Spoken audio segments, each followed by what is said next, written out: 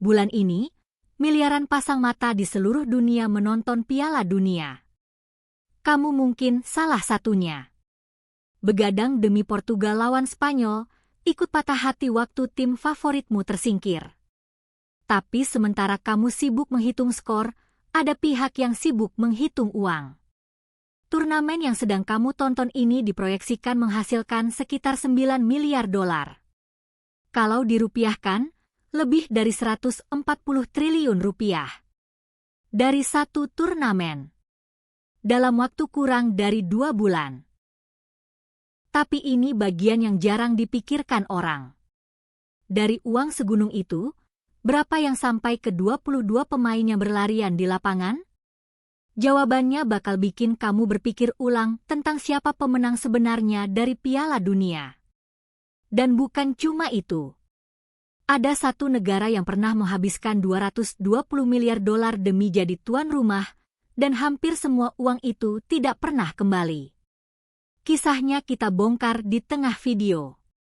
Tapi pertama, kenalan dulu dengan organisasi paling unik di dunia olahraga. Namanya FIFA. Federasi Sepak Bola Dunia, bermarkas di Zurich, Swiss. Anggotanya lebih dari 200 federasi nasional, lebih banyak dari jumlah anggota Perserikatan Bangsa-Bangsa. Dan ini bagian yang sering bikin orang kaget. Secara hukum, FIFA terdaftar sebagai organisasi nirlaba. Ya, kamu tidak salah dengar. Mesin uang ratusan triliun ini, di atas kertas, bukan perusahaan. Statusnya mirip yayasan. Tapi jangan tertipu dengan kata nirlaba. Nirlaba bukan berarti tidak menghasilkan uang. Artinya hanya, keuntungannya tidak dibagikan ke pemegang saham, melainkan diputar kembali ke organisasi. Dan FIFA sangat ahli menghasilkan uang. Dalam siklus 4 tahunan yang berpuncak di Piala Dunia Qatar, pendapatan FIFA mencapai rekor 7,57 miliar dolar. Dan 83%-nya datang dari satu sumber saja. Piala Dunia. Padahal FIFA tidak selalu sekaya ini. Sampai era 70-an, FIFA cuma organisasi kecil dengan kantor sederhana dan staf segelintir. Piala Dunia memang sudah populer, tapi sebagai bisnis, nilainya belum seberapa. Semua berubah ketika seorang pengusaha Brasil bernama Sho Havelange mengambil alih kursi presiden FIFA di tahun 1974. Havelange datang dengan satu ide yang saat itu terdengar radikal. Sepak bola bukan cuma olahraga. Sepak bola adalah produk. Havelange menggandeng 2 merek raksasa, produsen perlengkapan olahraga dari Jerman dan produsen minuman soda dari Amerika. Mereka menciptakan sesuatu yang sekarang kita anggap biasa, tapi saat itu belum ada. Sponsor global untuk turnamen olahraga. Merek membayar mahal, dan sebagai gantinya mendapat panggung eksklusif di depan miliaran penonton. Formula ini lalu ditiru oleh hampir semua olahraga besar dunia, dari Olimpiade sampai balap Formula 1. Dan FIFA yang memulainya. Bahan bakar kedua datang belakangan, yaitu ledakan televisi. Mulai era 90-an, hak siar olahraga berubah menjadi salah satu komoditas termahal di dunia hiburan. Stasiun televisi sadar, pertandingan bola adalah satu-satunya acara yang harus ditonton langsung. Tidak bisa ditunda, tidak bisa dibajak sensasinya. Penonton yang wajib nonton langsung adalah mimpi semua pengiklan. Sejak itu, nilai hak siar Piala Dunia naik terus hampir setiap edisi, dan kas FIFA ikut menggelembung. Jadi bagaimana cara satu turnamen menghasilkan uang sebanyak itu? Mesin uang FIFA punya 4 silinder utama. Silinder pertama, dan yang terbesar, hak siar televisi. Stasiun televisi dan platform streaming di seluruh dunia membayar mahal demi hak menayangkan pertandingan. Untuk turnamen tahun ini saja, nilainya diproyeksikan hampir 4 miliar dolar. Setiap kali kamu menonton, di negara manapun, ada yang sudah membayar FIFA untuk itu. Silinder kedua, sponsor. Merek-merek raksasa dunia membayar ratusan juta dolar untuk menempelkan logonya di turnamen paling ditonton di planet ini. Minuman, kartu kredit, maskapai, produsen mobil. Mereka semua antre. Silinder ketiga, tiket dan paket hospitality, kursi premium dengan layanan mewah untuk korporat dan orang kaya. Untuk turnamen kali ini nilainya diproyeksikan lebih dari 3 miliar dolar. Dan silinder keempat, lisensi. Setiap kaos, video game, dan pernak-pernik resmi, semuanya menyetor royalti ke Zurich. Sekarang perhatikan satu hal. Dari semua sumber uang tadi, ada yang hilang. Coba pikir. FIFA menjual hak siar pertandingan. Tapi siapa yang membangun stadionnya? Bukan FIFA. Siapa yang membangun bandara, jalan, dan hotel untuk jutaan penonton? Bukan FIFA. Siapa yang membayar polisi, keamanan, dan petugas kebersihan selama turnamen? Juga bukan FIFA. Disinilah letak kejeniusan, sekaligus kontroversi terbesar dari model bisnis Piala Dunia. Model bisnisnya kira-kira begini. FIFA datang membawa satu barang yang tidak dimiliki siapapun, yaitu turnamennya itu sendiri. Negara tuan rumah menanggung hampir semua biaya. Stadion, infrastruktur, keamanan, transportasi. Lalu pendapatan utamanya, hak siar dan sponsor global, masuk ke FIFA. Sederhananya, tuan rumah yang belanja, FIFA yang panen. Ini seperti kamu mengadakan pesta pernikahan di rumahmu, kamu yang bayar tenda dan cateringnya, tapi amplop dari tamu dibawa pulang penyelenggara. Dan masih ada satu lagi. Sebagai syarat menjadi tuan rumah, negara penyelenggara biasanya harus memberikan pembebasan pajak besar-besaran untuk FIFA dan para sponsornya. Artinya, uang miliaran dolar yang dihasilkan di negara itu, sebagian besar keluar tanpa dipotong pajak. Bayangkan ada sirkus raksasa datang ke kotamu, kamu yang bangun tendanya, dan sirkusnya tidak bayar pajak sepeser pun. Kedengarannya sulit dipercaya, tapi ini standar kontrak Piala Dunia. Oke, sekarang mari kita lihat turnamen yang sedang berlangsung. Piala Dunia kali ini adalah yang terbesar sepanjang sejarah. 48 tim, 104 pertandingan, digelar di 3 negara sekaligus, Amerika Serikat, Kanada, dan Meksiko. Lebih banyak tim berarti lebih banyak pertandingan. Lebih banyak pertandingan berarti lebih banyak hak siar, lebih banyak tiket, lebih banyak segalanya. Proyeksi pendapatannya sekitar 9 miliar dolar, rekor baru lagi. Lalu berapa yang dibagikan ke tim-tim peserta? Untuk pertama kalinya, FIFA menyiapkan total hadiah 871 juta dolar, angka terbesar dalam sejarah sepak bola. Dari jumlah itu, 655 juta dolar dibagi sebagai hadiah untuk 48 tim. Sang juara dunia membawa pulang 50 juta dolar. Tim yang tersingkir di fase grup pun tetap dapat 12,5 juta dolar. Kedengarannya besar sekali, kan? Sekarang mari kita pakai kalkulator. Total hadiah untuk seluruh tim, 655 juta dolar. Total proyeksi pendapatan FIFA dari turnamen ini, sekitar 9 miliar dolar. Artinya, porsi yang dibagikan ke seluruh 48 tim peserta itu cuma sekitar 7-8% dari pendapatan. 90% lebih sisanya tetap di tangan penyelenggara. Para pemain adalah bintang pertunjukannya. Tapi mereka bukan pemilik panggungnya. Dan tunggu, itu baru porsi untuk tim. Uang hadiah itu tidak langsung masuk ke rekening pemain. Hadiah dibayarkan ke federasi sepak bola masing-masing negara. Federasilah yang menentukan berapa persen untuk pemain, pelatih, dan staf. Praktiknya bervariasi, Biasanya pemain kebagian sekitar 20–30% dari hadiah federasi. Jadi kalau dihitung sampai ke kantong pemain, dari 9 miliar dolar pendapatan turnamen, yang benar-benar diterima para pemain kemungkinan tidak sampai 3%. Kamu mungkin bertanya, lalu dari mana pemain top dapat kekayaan mereka? Jawabannya, dari klub.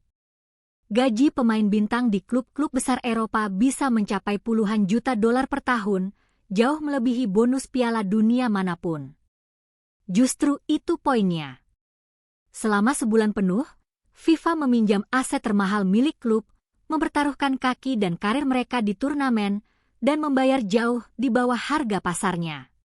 FIFA memang menyisihkan dana kompensasi untuk klub yang pemainnya dipanggil, tapi nilainya kecil dibanding risiko cedera bintang ratusan juta dolar.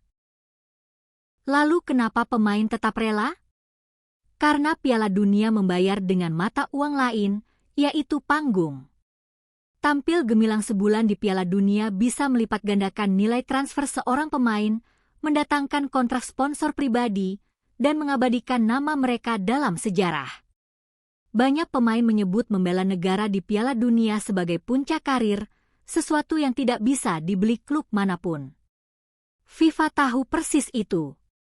Dan justru karena para pemain akan selalu datang, posisi tawar FIFA tidak pernah goyah.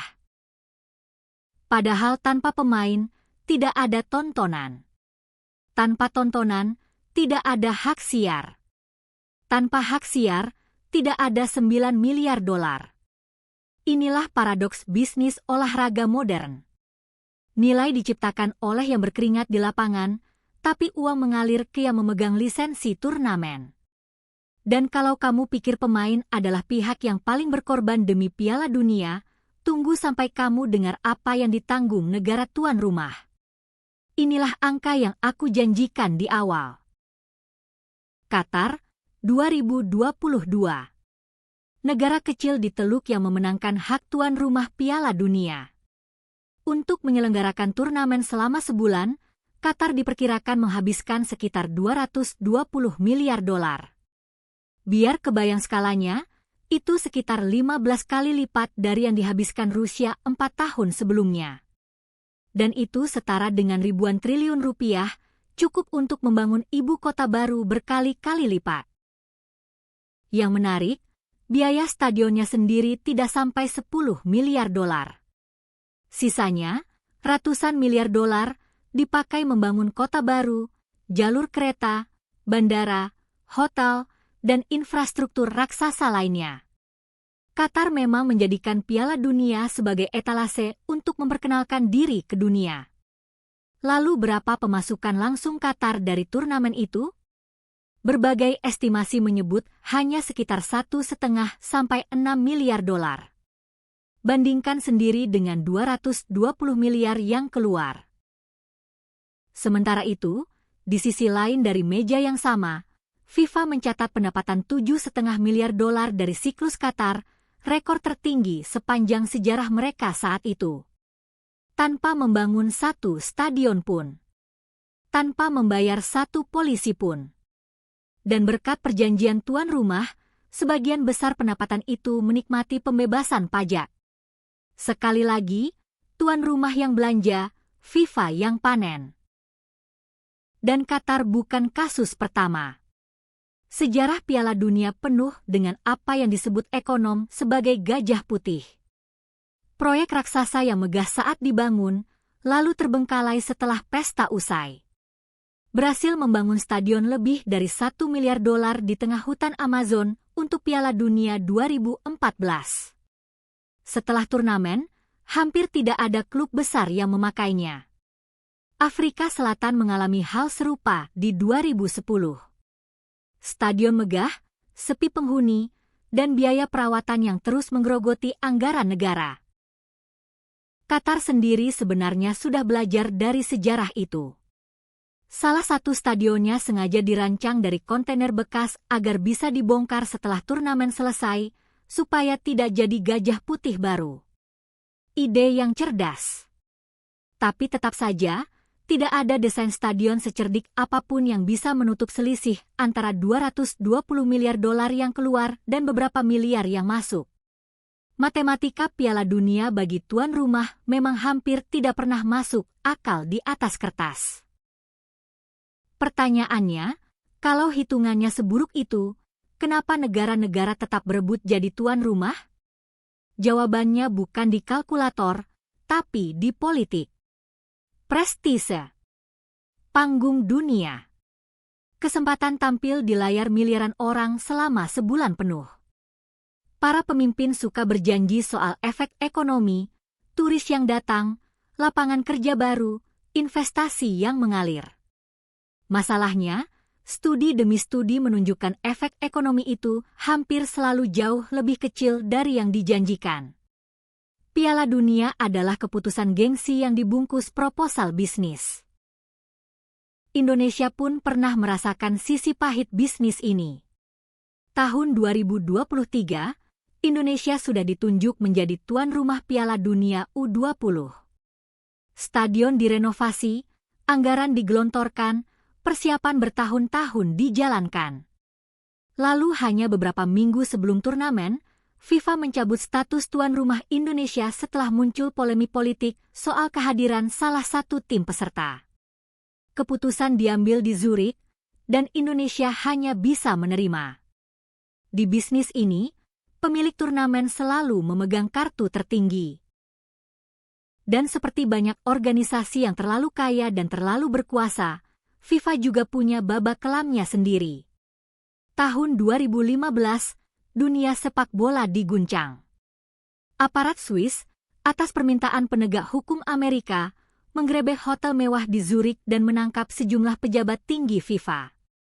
Tuduhannya, korupsi, suap, dan pencucian uang selama bertahun-tahun, termasuk yang berkaitan dengan hak siar dan penentuan tuan rumah. Skandal itu menumbangkan Presiden FIFA yang sudah belasan tahun berkuasa. Sekarang, kemana sebenarnya uang FIFA mengalir? Sebagai organisasi nirlaba, FIFA wajib memutar kembali pendapatannya. Dan sebagian memang benar-benar kembali ke sepak bola. Lewat program pengembangan, FIFA membagikan dana miliaran dolar setiap siklus ke lebih dari 200 federasi anggotanya, termasuk Indonesia. Uang itu dipakai membangun lapangan latihan, akademi usia muda, kompetisi perempuan, sampai gaji staf federasi di negara-negara kecil yang sepak bolanya belum menghasilkan uang. Di atas kertas, ini sisi mulia dari mesin uang tadi. Negara kecil di Pasifik atau Afrika bisa punya fasilitas sepak bola berkat subsidi dari hak siar yang dibayar penonton Eropa dan Asia. Tapi para pengkritik menunjuk satu kelemahan besar, yaitu pengawasan. Uang dikirim ke federasi-federasi yang sebagian dikelola dengan tata kelola seadanya. Dari sinilah muncul cerita-cerita klasik, dana pembinaannya menguap, lapangan yang tidak pernah dibangun, dan pengurus federasi yang hidupnya jauh lebih makmur daripada pemain binaannya. Reformasi pun dijanjikan, wajah-wajah baru menggantikan yang lama. Tapi modal bisnis dasarnya tidak berubah sedikit pun. Turnamen makin besar, pendapatan makin tinggi, dan posisi tawar FIFA terhadap negara tuan rumah tetap nyaris mutlak. 48 tim di turnamen sekarang bukan cuma soal pemerataan sepak bola. Lebih banyak negara yang ikut, berarti lebih banyak pasar televisi baru, lebih banyak sponsor lokal, dan lebih banyak pendapatan. Dan mesin ini menyentuh kita semua, termasuk di Indonesia. Setiap kali Piala Dunia tayang di televisi Indonesia, ada stasiun yang sudah membayar mahal ke pemegang hak siar untuk wilayah kita. Itulah kenapa siaran bola gratis di TV nasional sebenarnya tidak pernah benar-benar gratis. Ada yang membayarnya lewat belanja iklan, dan pengiklan menghitungnya dari kita, para penontonnya. Miliaran pasang mata seperti kita inilah komoditas paling berharga yang dijual FIFA ke seluruh dunia. Jadi, siapa pemenang sebenarnya dari Piala Dunia? Bukan tim juara yang mengangkat trofi.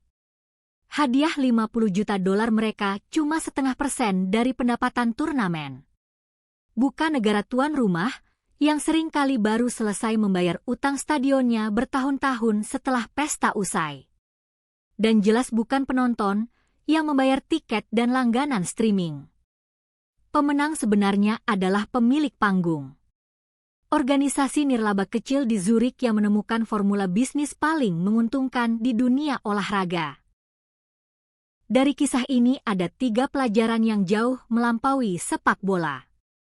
Pertama, dalam bisnis apapun, pemilik platform hampir selalu menang lebih besar daripada pengisi kontennya. Berlaku untuk turnamen, media sosial, sampai aplikasi ojek online. Kedua, hati-hati dengan proyek gengsi yang dibungkus bahasa investasi. Kalau hitungan untungnya hanya ada di proposal, bukan di sejarah, itu tanda bahaya. Dan ketiga, nilai tawar datang dari memiliki sesuatu yang tidak bisa digantikan. FIFA cuma punya satu barang. Tapi barang itu tidak ada duanya. Jadi malam ini, waktu kamu menonton pertandingan berikutnya, nikmati golnya, nikmati dramanya. Tapi sekarang kamu tahu apa yang terjadi di balik layar. Setiap tendangan, setiap sorakan, setiap air mata di lapangan itu adalah bagian dari mesin uang 140 triliun rupiah. Dan mesin itu akan terus berputar 4 tahun sekali selama miliaran orang seperti kita tidak bisa berhenti menonton. Kalau kamu suka pembahasan seperti ini, kisah nyata di balik uang, bisnis, dan ekonomi, tekan tombol subscribe dan nyalakan loncengnya. Video sebelumnya, kita bongkar krisis moneter 98, krisis yang mengubah Indonesia selamanya. Kalau belum nonton, itu wajib. Tulis juga di komentar, menurutmu Indonesia perlu nggak suatu hari jadi tuan rumah Piala Dunia? Aku baca semua jawabannya. Sampai ketemu di kisah berikutnya.